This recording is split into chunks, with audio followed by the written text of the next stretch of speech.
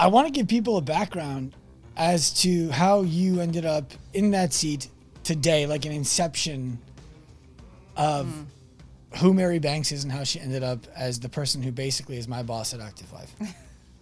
I mean, how far back are we going? I'm not asking you to tell the story. I'm going to ask you questions. Oh, great. Okay, perfect. that would be way easier. Story time. Yeah. I'm just going to sit back and relax while you do it. Yeah, great. I was supposed to sync this up for Cleary. Media guy. All right. Hopefully that's not disruptive to the podcast because we started recording before that and I want to let good stuff in. Okay. So I'll give people a brief history of how you ended up in the role that you're in. Okay. And then I want to learn about the life experiences that you had that led to you doing the things like you did. Okay. Right. The last podcast that I did here was with Jason Ciano from Sabre. Mm-hmm. And he talked about a robust presentation that he had designed for a rep of Chipotle that he wanted to use to close their account. Okay. And the guy was like, why'd you do all of this work? You don't even know you were getting the job. He said, doesn't everybody do all this work? Right. I thought that's what everyone did. And then we just talked about how he became that guy. Yeah. So you were a client. You came in as a ProPath gym owner with your husband, Chris. You guys worked with another company before us, and I remember vividly the call that we had. Mm-hmm. And I was very excited to have you and very excited for them not to anymore. Yeah. I remember both sides of that. Sure. And then very quickly you were like, hey, I built this spreadsheet so that we could do a better job tracking our money. And I was like, can we give that to our clients? I said, yeah, sure. So we started giving it to our clients, and it's the most detailed financial spreadsheet you're going to see in a health and fitness business. Yep. Then it was clients are asking questions about this. Are you open to teaching clients about this? And I'm like, yeah, I'll do that. Then it was, hey, we need to have a formal Mary teaches how to use the spreadsheet. Then you came to me and you were like, look, I have a job that pays me 6 figures in a career that I like, but I'm not passionate about growing my life there. Do you see a path for me to have a full-time, meaningful role at Active Life? I don't even remember what I said. Did I say yes? I feel like you did say yes, but I think you were like, it starts here. This is where it starts. If I said yes, it was just with the, I can't imagine it not happening if you continue to bring value. For sure. There was no certainty. There was no you're going to do this step and then this step, then this step, and then you're going to get here. Right. Yeah. And so you quit your job that was paying you $100,000+ a year for a job that at the time was paying you $2,500 a month. Correct. Now you've ascended to be the person who everybody in our company trusts the most, who I should probably buy life insurance on. Yeah. We probably should do that. Yeah. I don't know if that's a thing we can do, but we should. But who you've allowed me to ascend into what I need to be doing for us, which is building relationships with influential people and being a valuable force for growth in their life. Mm-hmm. Because the company is taken care of. Where do you get the balls, frankly, to say I'll do this because I believe it will become something at $2,500 a month when you were 6 figures before, and it's not like you were sitting on millions of dollars in your bank account as a family? No, for sure. I mean, we were smart financially, so we definitely had something to sit back on. And I've always been financially conservative. Mm-hmm. So that part, I was like, I can budget my way out of this. I'm going to lose some luxuries, and that's okay. For me, it was, I don't want to live my life doing something that was unfulfilling to me. And because it was unfulfilling, I was underperforming. And I am not a person who underperforms and feels good about it. It weighed on me. Did you decide you were underperforming, or did somebody else tell you you were underperforming? I decided, and I had a moment. I probably had 2 different moments with different bosses who were like, hey, are you okay? Because I would overperform in that job and then get to the point where they're like, what's going on? And especially when I became a mom, I was like, I really hate spending my time here. And it's not because I wanted to be a stay-at-home mom. I did not, nothing against it. You were not wired for that. I am not wired to be a stay-at-home mom. But I was wired to want to spend more time in the initial parts of my son's life with him than like what I used to do before was market light switches and outlets, decorative, nice light switches and outlets. It was the best part of that company that I could work for, that I could attach myself to something, but I was like, I'm not passionate about this. It's not changing the world. And I've always wanted to make a major difference in the world. So for me to make the switch, I was like, I can do something. If I come back to the question, because I feel like I've veered. If I can do something that makes a very, very big difference, I'll take less money to do it, and then we'll see what happens. We're not making enough of a difference in the world. For sure. So what allows you to say, okay, this company that's making a difference in the world of a few people right now, is a good enough leaping off point. I can get behind that. Because it's not as if you moved over to a job at Tesla and we're changing the way that people use energy. If you like Tesla. Sure. I was like, if you're passionate whatever. about that. If that's your cause. Pick a company. Yeah. Because I see the potential of this, and each exam. Did you at the time though? Not the same way I see it now, definitely not. But I definitely saw potential there where I knew the micro changes that we were making. Whether because we were impacting at the time gym owners who were impacting their coaches, who were impacting the clients. So I could see that multiplier there. And to me, that was as big as I could think at the time. And so that was enough for me. Right, we were following the moniker, and we still do, of a barista who smiles makes a better cup of coffee than a barista who doesn't. Sure. And so what do we have to do to make sure the barista is smiling? Have you ever been in a leadership role before this? Yeah. My previous role was being a manager, but I only had one direct report. Well, there's a difference between being a manager and being a leader, though. Sure. I did not receive leadership training. Right. And the personal development to be the right leader. And I also don't know that, again, going back to the underperforming, I managed a $5 million budget, but I was basically handed it and was like, this is how we do this job. Continue doing this. Continue working with agencies. Continue doing TV ads. Continue, spending your money with whatever it was that, Edit, don't create. Yeah. Yeah, exactly. And it was a lot of, we have to create a set in Lowe's. I don't know what I'm doing there. And you just figure out as you go. And so that part of it was a little bit exciting to me, but not enough. So I guess what I'm trying to get to is I never was good enough at my role to then teach someone else how to be good at their role. How did you get that here then? Because I didn't know how to do your role. So I certainly couldn't teach you how to do your role or how to teach somebody else how to do your, where did that development come from? I had to become the person who felt confident enough to use my skills and then just disseminate them and be like, we need to do things this way. And set, I feel like I was given the permission to do it a couple different times by you. Okay.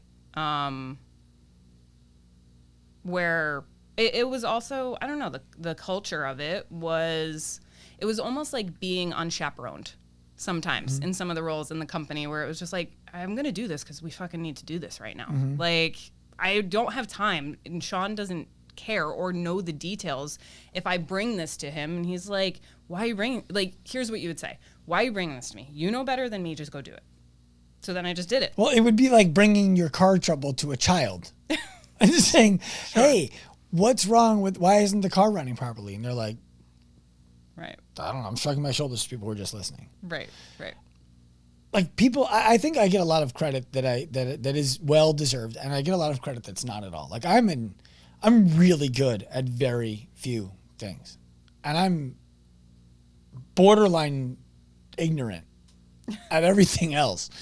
And what's that like in your role, knowing that that's true about me? Where it's our systems live and die by your ability to lead a team to develop at their level what the systems need to be, and then to put it all together at the top. Well, you're really good at things I'm really deficient in. Right. So I don't have to worry about that. Just like if you're saying almost as a negative that you're ignorant. No, I'm not. But I mean, it's what makes you good Right. about the other things is that you don't have to worry about that. You're not spending your time on it, and you can fully hone your craft, right? So if I can just lean into that and be like, let Sean do his thing, and then I have to make it happen, the right things, not all of the things. If we made all of the things, Right. that wouldn't go well. Well, you're making macro strategic decisions. Yeah. Other people get to make micro strategic decisions, and you empower them to have the ability to do that, and you give them the boundaries within that operate. Yeah, I wouldn't be able to do my job if we didn't have the very competent people that we had on the team to do that. So you're doing something now that you've never done before in terms of your leadership role. Like you had a similar but adjacent job with a different company. In any other company, I think that you would have had a process of learning from the person who did it before you. How do you deal with basically creating it as you go? Like, how does that affect you mentally? I mean, there's some imposter syndrome there. There's also, I don't know what I don't know, and sometimes I can hide behind that, where it's like, what I do know, I'm going to lean into that. What I'm good at, I'm going to lean into that. And then I've become really comfortable with criticism for most people. Maybe not my husband. But I've become really comfortable with criticism or pushback or different ideas. And because I can be open-minded about that, it doesn't mean that I'm a bad person, that I've done a bad job, that I shouldn't be in my position. It's like, I'm really glad you're on the team to like give me this different way of looking at this so that I can make a better decision next time, or I can make the course correction now. So just being open to that. Well, so two things to that. One is I would actually suggest that you're very good at taking criticism from your husband, because there are a lot of times that you've come on calls with me and said, Chris asked me this great question. And Sure. I'm like, awesome. I'm glad you're married to Chris and not some schmuck who's like, why do you keep doing this job? Yeah. Right. So that's awesome. Yeah. I feel like I get like a 1 1/4 for the price of one, Yeah, that's true. You do. which is nice. Yeah. And thank you, Chris. Yeah. The other thing is, you said you've gotten more comfortable with criticism. Was there a time when you weren't? For sure. How long ago? The times that my bosses were like, you're not performing in your job. Like the first time that happened, I cried hard. I was so taken aback by it. Like I grew up A student, top of the class. Like I didn't graduate valedictorian, but top 10, was just the honor student, all of that. So I went to school for architecture and got C's. And I was like, fuck this. I'm obviously not good at this. Like, I'll give it another shot. So there were times in my life where it was like, underperforming, this is not my unique ability. What made you think architecture? Like, math is not your thing. Not that you can't do the math and you have the spreadsheets and you're making sure our money works, but you're not like... No, I know. My brother owns a construction business and has my whole life, like, build from scratch. My dad worked for him. And I was like, all right, I like the idea of designing houses. So I did some internships in high school where I was like, this is cool. I like what they're doing. But then you get thrown in school. And the school I went to was for architecture at first. Literally, like the first classes were like, go find news articles that depict this emotion. And it was like 3 weeks of, these are trash. Go find other pictures. And I was like, what are we doing? I hate this. So there were times in my life where I'm like, this is not your skill set. And I don't feel comfortable not excelling. So that was tough. And then being in the job where I was like, I could do better at this, but I'm just not compelled to do better at this. And I was like, this feels against my values to not do well in something. And to not lean all the way into it. Did you have that language with yourself? This feels against my values, or did it just feel off? I don't know if it was the specific language, but it was like, I am the type of person who wants to do well. So the fact that I am not doing well, and I'm like, I know that I could, right? It wasn't that like I hit a wall and I just couldn't do better. Like with architecture, I hit a wall. Like I was not better than a C student.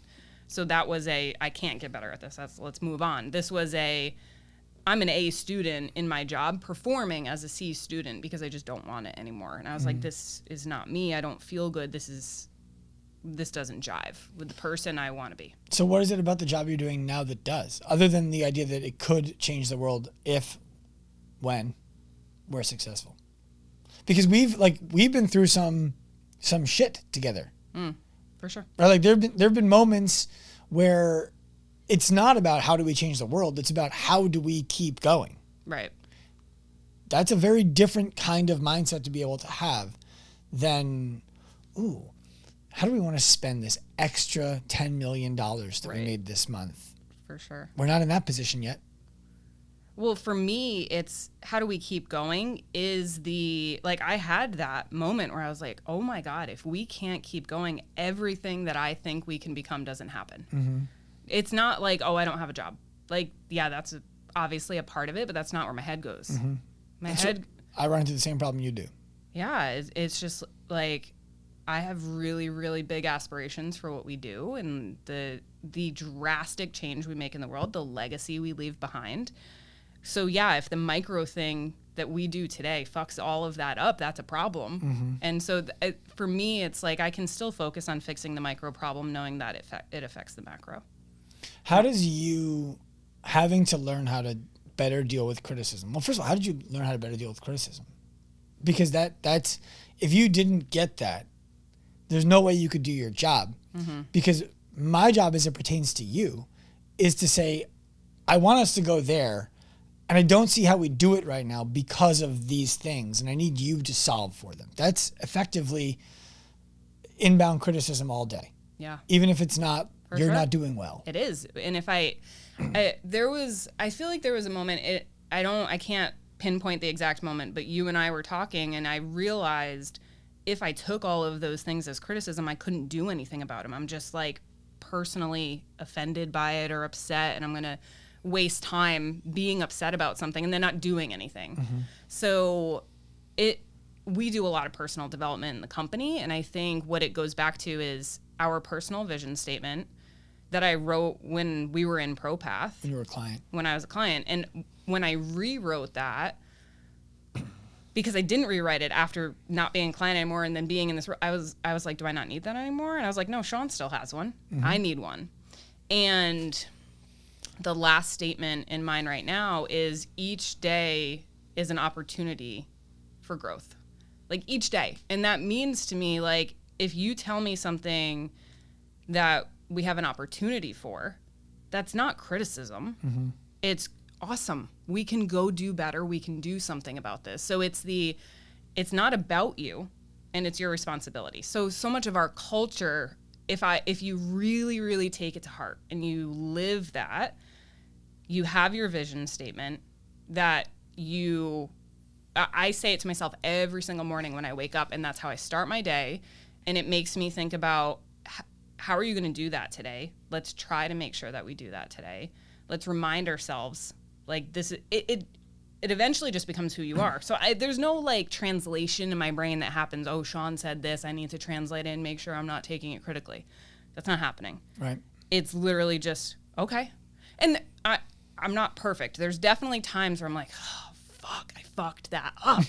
Like, and I do have those moments. Like what have you fucked up? I can't think of something that you fucked up. I feel like we talked about something 2 weeks ago where I was like, this is my fault. You don't want to look at it as my responsibility, but this was my fault. I see. Yeah. Okay. Because I'm in charge of making sure everyone in the company knows what the priorities in the company are. So if I set the priorities a certain way and we act against them, and Sean's like, well, we didn't hit priority number 3, and I'm like, and you're not going to say priority number 3, but you're like, we didn't hit this thing. I'm like, yeah, because it was priority number 3. Right. And that's how I said it. And that's my bad. I messed up that I put it number 3. Well, based on that rationale, it means that we can only achieve 2 priorities at the same time. which is something that I'm actively trying to understand. Is that true? Right. Or do we need to fix something And so if that we that's can do true, more? how do we solve the priorities that solve for the other ones, like what we were discussing today? Yeah. Like one of the things that we want to see our students doing more of is showing up to the lab calls that we have every single day available to our students to get better education. And we went through a whole, I really enjoyed it. We went through a whole brainstorm of what are all the different ways to drive them to the calls. Mandatory, credit hours, yada, yada, yada, yada, yada. And we ended up boiling down to the simplest of them, which is, why is the course content easy enough that they don't feel like they need to go? Yeah.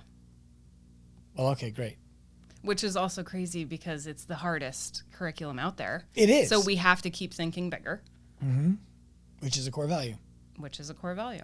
Yeah, every time I put the curriculum in front of people who think they understand, they're like, this is not, this is nothing like anything I've ever seen. Yeah.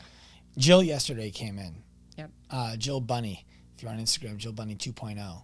She's helping us with some business development stuff for our clients. Our clients, by the way, Ooh. yeah, it's going to be very exciting stuff for you guys. Mm-hmm. If you're not our client, and you don't breathe through your mouth all the time, you probably should be.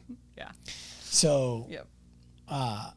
We'll get you eventually. We'll help you see the light. But anyway, she came through the flagship, Active Life Long Beach, for about 20 minutes with me, because you were set to arrive in like 25 minutes. I'm like, let's just go over there. I'll give you a tour. I'll walk you through kind of more of the essence of who we are. This is our showpiece. Yeah. And she was like, I've never seen anything like this. And she's been to the social clubs. She's been to the high-end fitness clubs, the wellness clubs. She's tapped in with the concierge doctor community. And she was like, there's nothing like this. Right.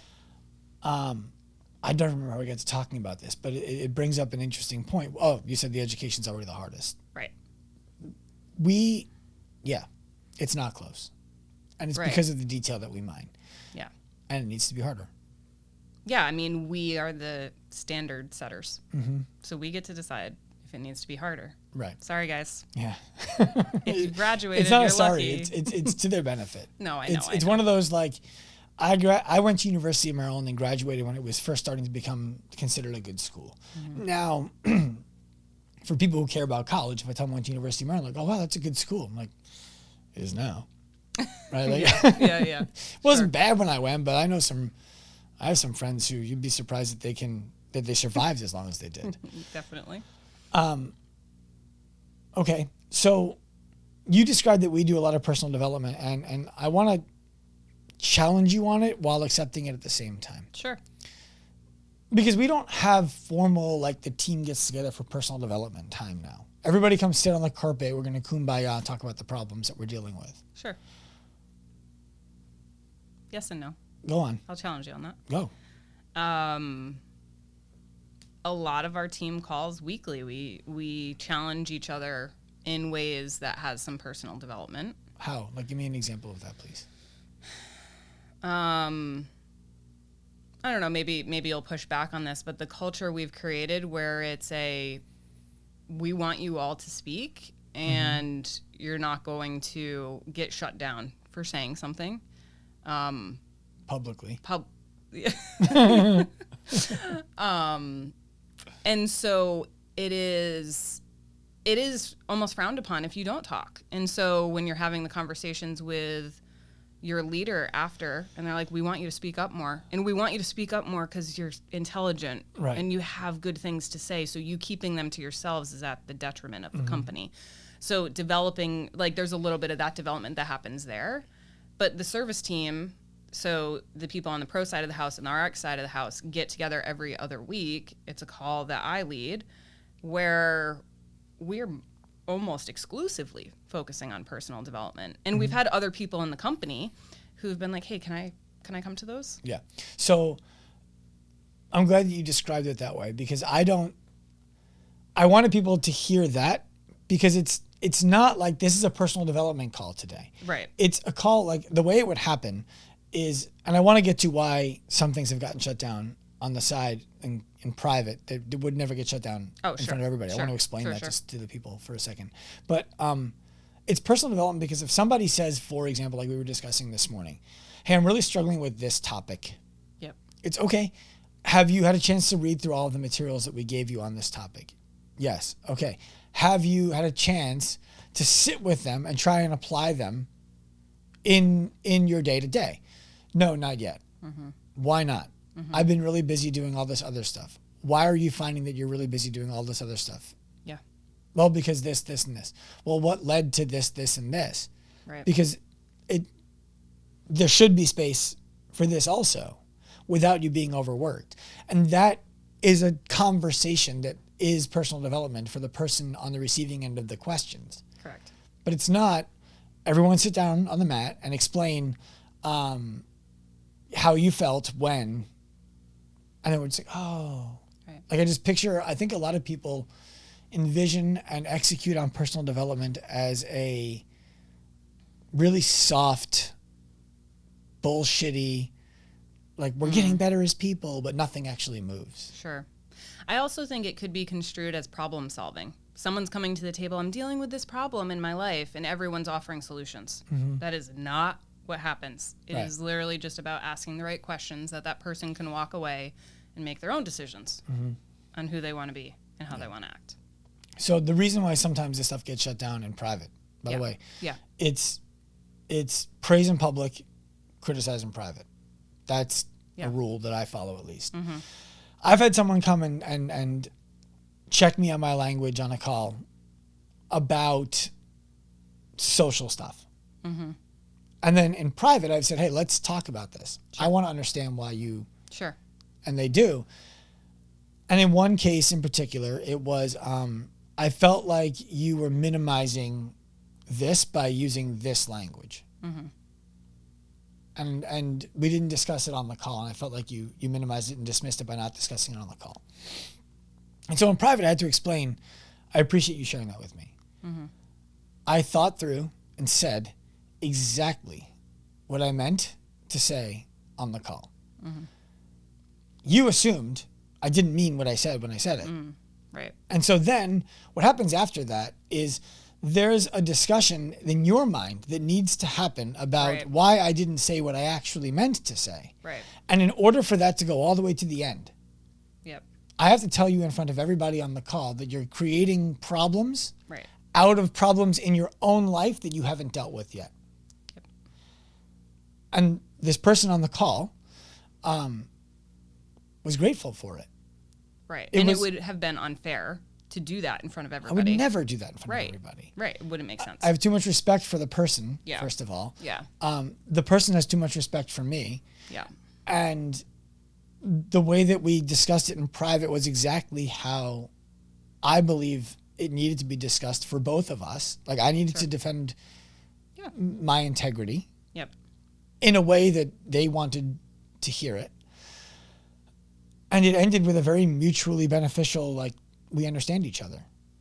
And I think that's also personal development. It is. But what I'm describing is it wasn't like, I'm the authority person, you're not. And so it was let's talk it through. This is where I feel like it would have needed to have gone. Do you disagree? No. Okay. Right. So I didn't do it. Right. Do you ever find yourself in situations where you can picture how old you would have received information that you're having to give to another team member, and so you take that into consideration when you share something with them?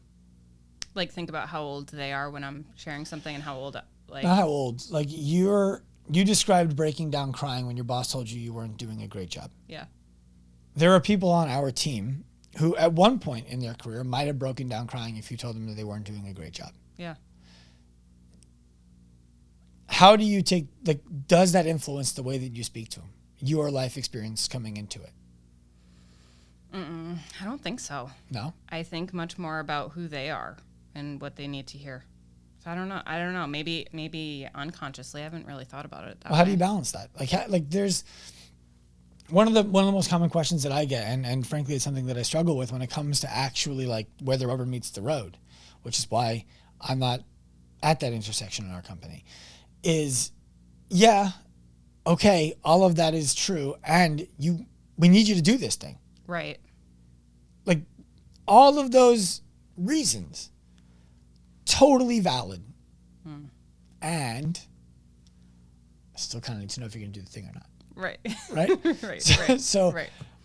I struggle there because I'm like, the logic just, it bangs into itself. Like, you're telling me that you can do this job and you're telling me that you can't do this job in the same sentence.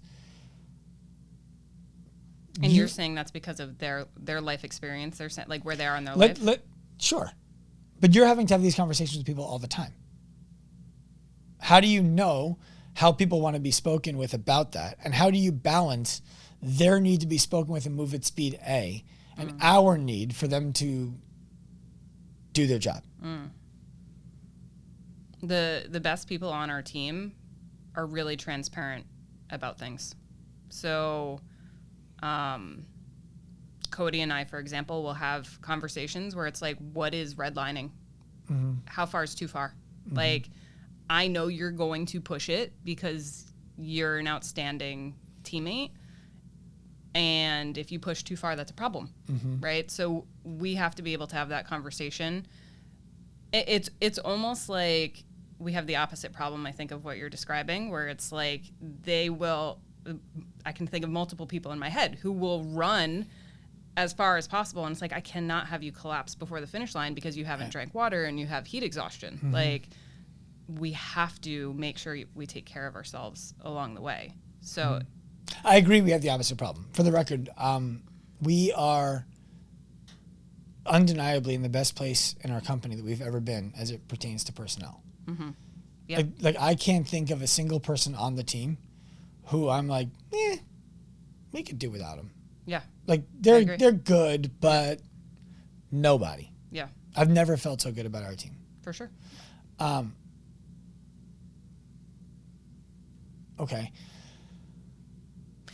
I guess to answer your question, though, because I don't think I answered your question. Like, I have to know that they're going to run as hard as possible, and they have to be open to me saying, I need you to stop at the next water station. And I just have to be direct about it. Stop at the next water station. It's like a parenting thing. I am no longer asking you. I am telling you, you're stopping. What's an example of, like, a tangible example of a water station? You don't have to share someone else's experience. Yeah, okay. I mean, some people know. I can share my own. It was maybe 8 weeks ago. Chris was out of town. My son was at school. And I knew my calendar was open. I was like, I'm taking the day off, and I have nothing to do. Like, I usually will take the day off because I have something to do. Like, I have to go do something else for some other part of my life. It will be less stressful for me if I just take the day off. Other than being like, I'm going on vacation. I just took the day off. And I was like, what do you want to do with it? I was like, wow, just the day is kind of just free. I'm just going to do some different things and, like, not have a schedule. And I went shopping with no constraints of time. No one was waiting for me. And, like, as a mom, there's always somebody waiting for you. But, like, my son being at school and my husband being away, I was like, no one is waiting for me. Everyone at work knows I'm not available right now. And it was just really, really helpful for me because it's not something I crave. I'm not someone who, like, craves shopping. Right. But I was like, I've been putting off going shopping for 6 months and I need to go do this in person. So, like, that was an example for me where it's like, I do need to take time where I'm not taking time off because I have all of my other responsibilities crept up and I need to deal with those. Like, it wasn't a day where I was going to clean the house. It wasn't a day where I was going to go deal with a rental property thing. Like, I wasn't going to do other whatever it was. It was just for me. It was a get to do, not a have to do. Yeah, exactly. So that's an example of how do we schedule those in instead of being like, oh shit, I am now forced to take a day off. And now my day off looks like me sleeping a lot or whatever, like, I'm completely under recovered. I'm in a shitty mood. Right. Like, how do we? Well, it's do we like do it deloading from a proactively? training cycle. Yeah. I remember when I cared how much I squatted, I had an old Soviet block weightlifting coach who was like, we're gonna squat until you feel like you have the flu.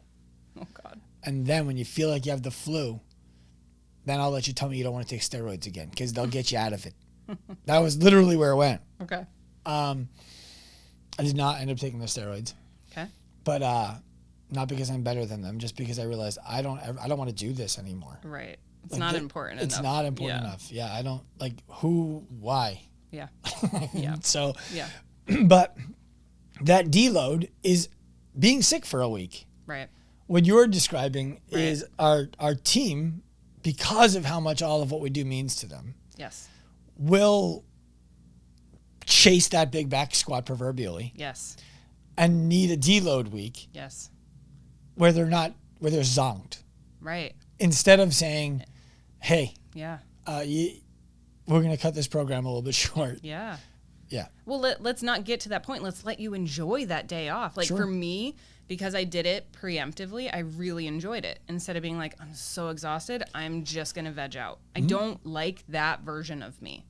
But I do chase the big back squat, as you're saying, because I love my job and I want to spend a lot of time working on my job. So I'm not thinking about days off in the way of like, I need a day off. It's Mary, please just schedule a day off because you haven't taken one in a while and we know that it's good for you. And I will probably think about work because I'll give myself the space to not think about anything, and then I'll have the ideas that break through that I need without giving myself the constraint of you have to think of an idea right now. You have to solve it. So I'm going to ask you to help me with something that you've already helped me with, but I want you to do it again for other people to hear it, and I'll get better as a result of it also. Okay. One of the things that I struggle with is I very much dislike when people say things like, nobody's ever going to care as much about your company as you do. Mm-hmm. Because I'm like, I don't want to work with anybody who doesn't care about it as much as I do. Mm-hmm. I don't want those people around.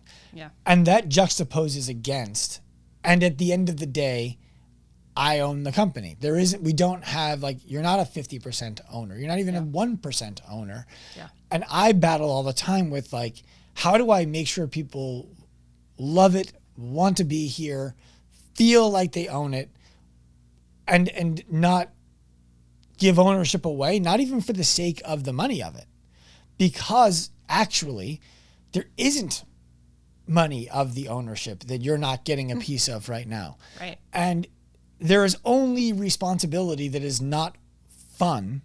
Right. That I would be like, oh, here, now these are your problems too. Right. But I battle this I want everyone to work like they own it, and I don't want to give it away. And giving it away sounds like you wouldn't have earned whatever it was. Sure. But you follow what I'm describing? Yeah. I mean, for me, and I could probably speak for several other people, I don't want to do anything else for anyone else. If I didn't have this job, I do not know what I would do. And I bet other people in the company, not everybody, but because some people are really, really talented in areas where it may more. Well, we have tremendous, for example, physical therapists on the team. Sure. So, and they love physical therapy. Sure. So if this went under, they might be very upset. Right. Or if we just have to go in a different direction, they might be very upset. But they can imagine I would be a physical therapist. Sure. I think for me, it's more nebulous of what I would do. I don't know why. And that might be imposter syndrome, but but it's also I can't think of another company I would be this passionate about doing the things I do. You only carry that burden of what you were just talking about, the ownership problems, because you're passionate about where we're going and the mission. Mm-hmm.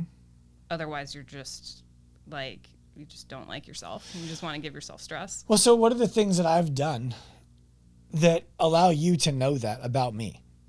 Right? I don't always know when I'm being a good boss, leader, whatever you want to call it. Yeah. And I'm always trying to. And so for a long time, we talked about the time to walk before today, I was towing the line of political correctness and social correctness within our company, outside of our company. And it wasn't until we rewrote the core values and rewrote the mission statement that I was like, fuck yeah. I'm going to lean into that because I have that audacity. I have that moxie, and that better represents me. And you have somehow felt my presence to all of the things that are important to me through both sides of that moment. Pre-mission statement change, Sure. pre-values change. Sure. How? Because I want to do more of it, obviously. The thing that comes to mind is that there's no criticism for failure as long as we learn. So I'm not you give that to me. You give me that permission that we're not going to fuck this up. We're not going to you can't break this. Mm-hmm. You could, you could, but like you don't let me know that. Like, and I think we both know that we're not going to break it. But having that makes me feel okay. Okay, every day is a chance for growth. Mm-hmm. So if he's saying this to me, he's not saying it to me because he's trying to find the next me and he's going to replace me. Mm-hmm. He knows that I can solve the problem. So I don't know how to answer the question. It's just that's how you come across when you deliver feedback. I also trust you to say, I don't know how to solve this problem. And then we go get somebody who can. And I have said that to you. I know. Yeah. Without saying, okay, well, then this makes you less valuable. Right, for sure. Yeah, I want to make sure everybody, like you and I get a lot of time together. Yeah. I value that. Same. Thanks. I don't know what I don't know about how everybody else in the company views me because of our lack of time together. Sure, that's fair. I'm constantly wondering, like I do a call with a different team member every month, every week. Mm-hmm. And if they're local, we go for walks. Mm-hmm. I'm constantly wondering to myself, how can I be a person that they can just, like, I'm out of their mind. They'd never have to worry about me. Like they know I am their biggest advocate all the time. The way that like my kids know, I can be as angry with you as possible. I don't have to like you right now. Yeah. And I love you more than you could ever imagine. I'm not saying I feel that way about all of our staff members. Like I don't love our staff members like I love my kids. Yeah. But as close as you can get to that in the workplace is what I feel like I do have. I don't know that I don't know how to make sure that everyone feels that. What makes you uncertain that they don't have it? Because I don't know that they do. You just don't know. Yeah, it's kind of like who built the pyramids. I don't know. We don't have 100% certainty on that one. Yeah, right. For sure. That let's not take that weird turn. Left field. Well, we only have 3 more minutes. Okay. So we can't go that far left. Right. That's fair. That's fair. But let's be honest. Yeah. I'm Jewish. I know Jewish people. We didn't build them. I'll leave that alone. Perfect. Yeah. I think it comes down to culture and making sure that everyone feels open enough to reach out to you to say, hey, I'm unsure. I'm not feeling it. And I don't know that they have to reach out to you, to be honest. I don't want them to. Yeah. I mean, I don't know that that's even, it's not scalable. No, I don't want them to feel like they have to reach out to me for things. I want them to know that if they absolutely felt like nobody else could and they thought I could help them, I'll take that call. Yeah. And I'll change everything I'm doing. Yep. To aim it towards helping them. I could say it this way, and it goes against some of our language stuff. I don't think that you put off that you're unavailable. I follow why that goes against our language stuff. Right. But like it's not like it's like, I mean, maybe the only I could argue that point and say the only thing against that is to book a meeting with you, we have to book it through Sheila. So right. that could be something that could be construed as Sean's less available to me. Sure. So maybe I won't go to Sean. I remember having the conversation with my father about that. He's like, I got to book a call with your assistant. He said, no, you get to. Right. Most people don't get to. Right. I want to be 100% present with you. Right. When I'm on that call. And that means she knows how to block the time before, the time after, how to give me whatever I need to prep for, all of that. Right. And if you just call while I'm in the middle of something, I want to stop talking to you and get back to what I was doing. Now, if there's an emergency, will I take your call? Of course. Yeah. Of course. Yeah. Well, then the team has access to Sheila.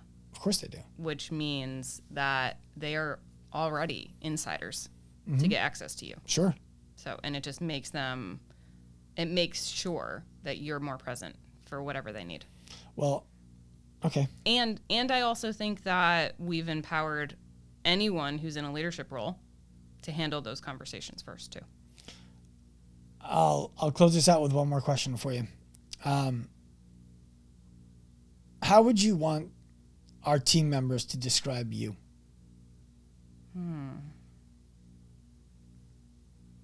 Interesting. You got to leave like the hardest question for last. Always. Yeah. I want you to. Can I pull the I don't know card for the? No, I'm just kidding. I'm just Not kidding. for this one. I'll answer this.